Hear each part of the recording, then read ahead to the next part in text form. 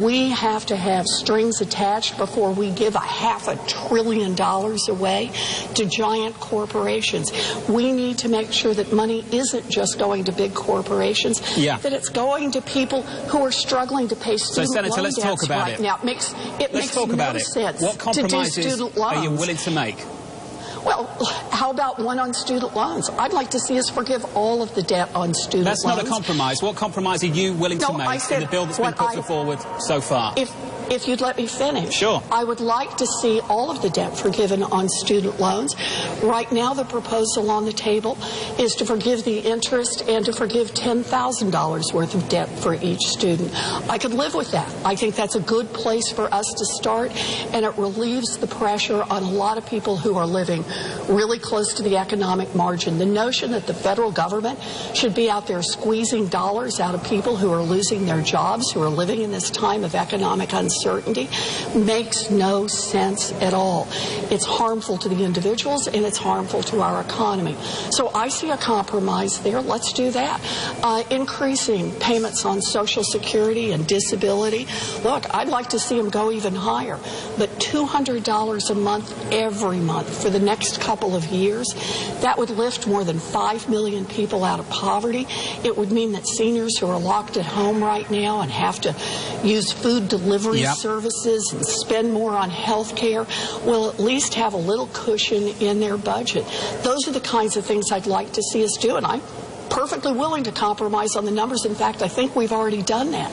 But we need the Republicans to move to say, yes, they are willing to help on student loans. They are willing to help on unemployment insurance. They are willing to help on Social Security and disability. And, well, let's negotiate over the dollar. Senator, we're up against the clock, so I have to keep jumping in, so forgive me. In this bill, there are checks for everyday Americans. The reason this bill hasn't gone through is because of Democratic senators. Do you want to be the person that's stopping people from getting their checks to meet their rent at the end of this month? Excuse me, the reason this bill has not gone through is because of Republican senators and because of a Republican leadership that pretended to negotiate for 3 days with the Democrats, and then at the end of that time basically introduced their own bill that did not have compromises and that did not make sure that the money is going down to the grassroots. Look, it's going to take people from both parties to get this through.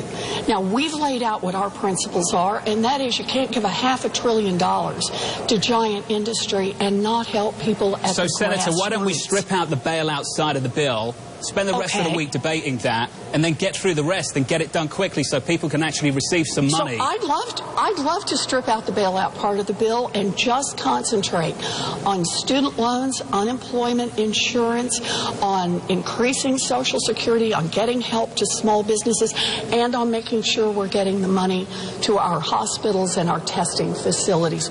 I'm glad to do that, Bill. Let's do it right now. Can we strip out the payments, the checks to Americans, and can we do that today? Senator, I don't think there's enough urgency on Capitol Hill. I've been frustrated with this for weeks now on both sides of the aisle. You guys can get this done. The only thing stopping it from happening is yourselves on both sides of the aisles. And there's no point coming on the TV shows today on the networks and saying it's the Republicans' fault. Because you know what's happening on the other networks? It's the Democrats' fault. It's all of your fault. Get around a table, strip it out, pass the bill with the checks in so people can get those checks in 1 week, in 2 weeks' time.